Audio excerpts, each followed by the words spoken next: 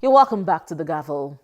Nearly 2 weeks ago, the Senate debated the state of the economy.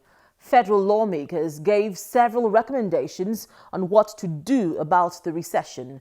A committee was set up to harmonize these recommendations, and it came out with a 21-point action plan, which lawmakers agreed to.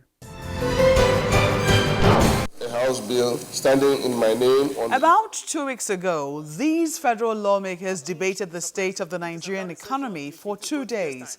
They bared their minds on ways to get the country out of the recession. There is a lot of assets, a lot of money hanging somewhere.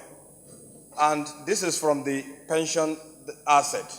We have over 3.2 trillion naira, which translates to about $12 billion. Government should look at that and see how that can be plugged into the economy, especially in the areas of financing this budget deficit.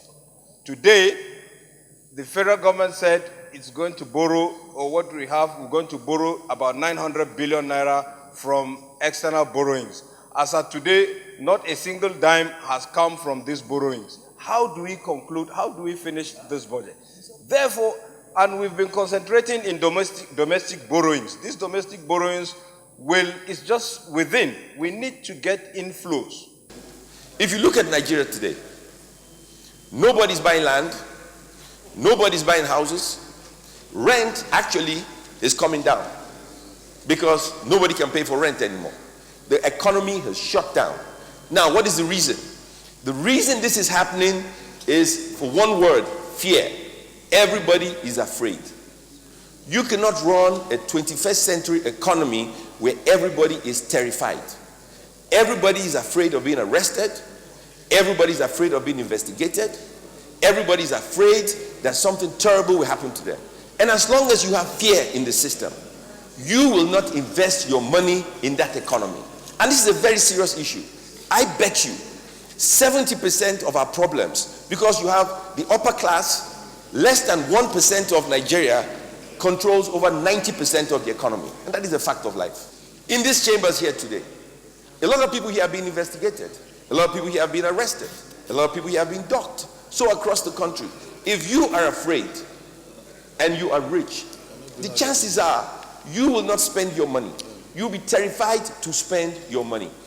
If people are afraid, they will not invest. Fear cannot be a policy to grow an economy.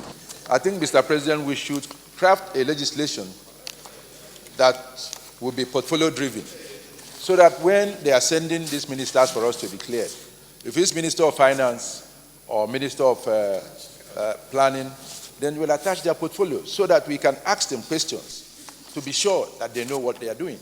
Because that's what has brought us to where we are today. They are calling for their resignation. It's because we did not go through that. So we should, as a Senate, craft a legislation that will help us to make sure that we do the right thing. I would like to see a policy-driven direction that recovers borrowed funds, streamline the forex regime, lower interest rates, create a stimulus for inclusive and sustainable growth, create jobs, infrastructure development, healthcare, energy program, and reflects the economy in the quickest possible time, and then create a room for us as a legislator to oversight the outcome based on scientific, accurate projection of a well-articulated economic recovery blueprint. Policy consistency is the beginning of every failure. We want to articulate policies that will last, no matter government that is in office.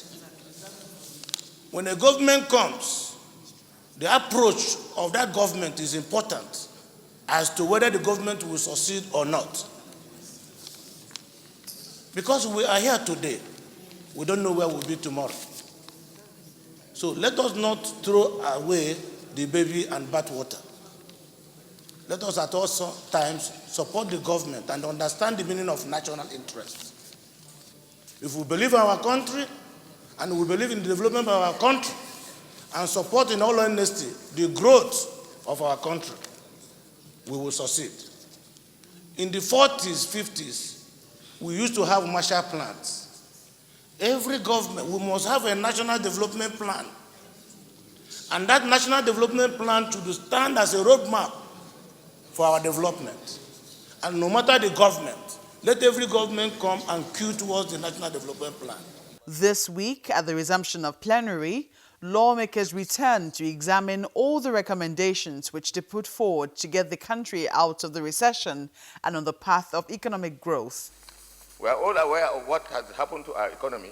The chairman of the ad hoc committee which compiled all the recommendations read the report prepared by the committee. The first recommendation is that the executive should, as a matter of urgency, prepare an economic stimulus bill containing all the fiscal stimulus packages, investments and incentives designed to pull the country out of recession to the National Assembly for accelerated consideration and passage. B. The fiscal and monetary authorities must meet together to harmonize all policies that lower interest rates for genuine investors in the real sector, as well as medium and small-scale farmers and processors. C. Urgently raise capital to show up the nation's foreign reserves in order to discourage currency speculation and stabilize the economy. In this regard, Senate is aware of the controversy the issue of the sales of assets has generated and is still generating. But we still believe that given the severity of this crisis that faces this nation, this issue deserves sober reflection. In order to show up our foreign reserves, government should explore every avenue to restore the oil production target of 2.2 million barrels per day, and peaceful means should be immediately crafted and adopted to stop vandalization of petroleum and gas assets in the Niger Delta region. E. In order to avoid flooding the market with excess liquidity, release of low-interest funding under the stimulus package should be calibrated, targeted, and monitored in favor of specific industries and projects that add value to the economy by way of job creation, cost reduction, and import substitution. Such projects and programs should include the safety net cash transfer programs, immediate release of funds to address the humanitarian crisis in the Northeast Zone, power generation, transmission and distribution, agricultural value chain, textile manufacturing and the garment industry, national highway network construction and maintenance, railway construction and maintenance. Done with the report, lawmakers then put to vote each of the recommendations. Fiscal and monetary authorities must meet to harmonize policies that will lower interest rates. Those in favor of recommendation 2, say aye. Those against, say nay. The ayes have it. Then it was time for the big decision on whether or not lawmakers would recommend the sale of government assets. As far as I'm concerned, Nigeria is not bankrupt. We're only in recession. So it does not call for sale of assets. Ghana today, the foreign reserve of Ghana is about $5 billion. I will have over 25 billion. So I don't think we're in a situation where we begin to sell our assets. So I think that point has to be made clear. The government, if they want to sell, they are the operators of the economy. They are free to do that, but we must be certain in our minds what we want to advise. The recommendation is that the Senate is opposed to the proposal to the sale of national assets to shore up nation's foreign reserves. The additional prayer will read that the Senate is not in support of the sale of the national assets. Those in favor of the additional prayer say aye. Those against say nay. The ayes have it. I'm sure you all know my own personal views on some of the recommendations, but I think democracy is working and we must accept that to work, and that is part of why we all subject ourselves to this. The lawmakers agreed to enact a legislative framework with timelines for certain key government policies in the areas of agriculture and solid minerals development.